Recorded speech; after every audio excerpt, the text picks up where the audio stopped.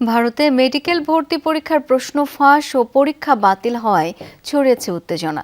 সরকারের এই সিদ্ধান্তে অনিশ্চয়তায় ২২ লাখ শিক্ষার্থীর ভবিষ্যৎ।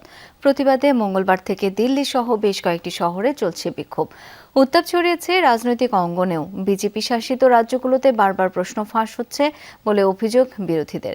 শিক্ষার্থীদের কাছে ক্ষমা চেয়েছেন বিজেপি নেতারা। প্রশ্ন ফাঁসে জড়িত থাকার অভিযোগে এখন পর্যন্ত আটক করা হয়েছে দুজনকে। ভারতের কেন্দ্রীয় পরীক্ষা নিয়ন্ত্রক সংস্থা এনটিএর কার্যালয়ের সামনে বিক্ষোভ প্রদর্শন করছে শিক্ষার্থীরা। প্রশ্নপত্র ফাঁসের অভিযোগে মেডিকেল ভর্তি পরীক্ষা নিট ইউজি বাতিল হলে ক্ষোভে ফেটে পড়েন তারা। ৩রা মে সমগ্র ভারতে একযোগে এই মেডিকেল ভর্তি পরীক্ষা অনুষ্ঠিত হয়। ৯ দিন পর রাজস্থান পুলিশ জানতে পারে প্রায় ১ মাস আগেই বিভিন্ন কোচিং সেন্টারে ফাঁস হয়েছিল প্রশ্ন। স্বচ্ছতা বজায় রাখতে সামাজিক মাধ্যমের এক বিবৃতিতে পরীক্ষা বাতিল ঘোষণা করে এনটিএ। যেসব শিক্ষার্থী সততা ও পরিশ্রমের সাথে পরীক্ষার প্রস্তুতি নিয়েছিল তাদের ভবিষ্যৎ হোয়াটসঅ্যাপ ও টেলিগ্রামে ৫ থেকে ১০,০০০ রুপিতে বিক্রি করে দেওয়া হয়েছে। নিটের প্রশ্নপত্র বারবার ফাঁস হচ্ছে। সরকার কি করছে? যে সরকার একটি পরীক্ষাও ঠিকভাবে পরিচালনা করতে পারে না, তাদের উপর আমরা কিভাবে ভরসা করব? এ ঘটনার তদন্ত সিবিআই এর হাতে তুলে দেয় ভারতের শিক্ষা মন্ত্রণালয়। এরই মধ্যে মহারাষ্ট্র থেকে ২ অভিযুক্তকে আটক করেছে পুলিশ। জিজ্ঞাসাবাদে বেরিয়ে এসেছে চাঞ্চল্যকর তথ্য।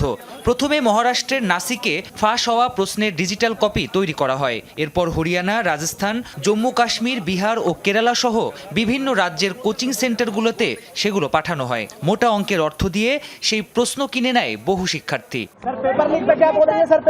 এদিকে এ ঘটনার উত্তাপ ছড়িয়েছে রাজনৈতিক অঙ্গনেও। মেডিকেল ভর্তি পরীক্ষার মতো সংবেদনশীল পরীক্ষার প্রশ্ন ফাঁস কিভাবে হলো, সরকারকে সেই প্রশ্ন ছুড়ে দিচ্ছে বিরোধীরা। সামাজিক মাধ্যমে নিন্দা জানিয়েছেন কংগ্রেস নেতা রাহুল গান্ধী। শিক্ষার্থীদের কাছে ক্ষমা চাইছেন বিজেপি নেতারা। বিহার, রাজস্থান, মহারাষ্ট্র প্রতিটি বিজেপি শাসিত রাজ্য। বারবার শুধু বিজেপি শাসিত রাজ্যগুলোতেই কেন পরীক্ষার প্রশ্ন ফাঁস হচ্ছে? বিজেপি হয়তো ছাত্রদের অনেক বেশি গুরুত্ব দেয়, হয়তো তাদের পাশ করাতেই এসব করছে। নিট পরীক্ষার প্রশ্নপত্র ফাঁস এবং পরীক্ষা বাতিল হওয়া অত্যন্ত দুঃখজনক। অংশ নেওয়া লাখ লাখ শিক্ষার্থীর কাছে দুঃখ প্রকাশ করছি। ত্রুটিপূর্ণ পরীক্ষা নেওয়ার পরিবর্তে তা বাতিল করা হয়েছে। পরের বার নিবন্ধন ফি দিতে হবে না। বিশ্বের সবচেয়ে বড় ভর্তি পরীক্ষা হিসেবে পরিচিত এই নিট ইউজি এক্সাম এবছর ভারত সহ বিশ্বের আরও কয়েকটি দেশে অনুষ্ঠিত এই পরীক্ষায় অংশ নিয়েছে প্রায় ২৩ লাখ ভারতীয় শিক্ষার্থী।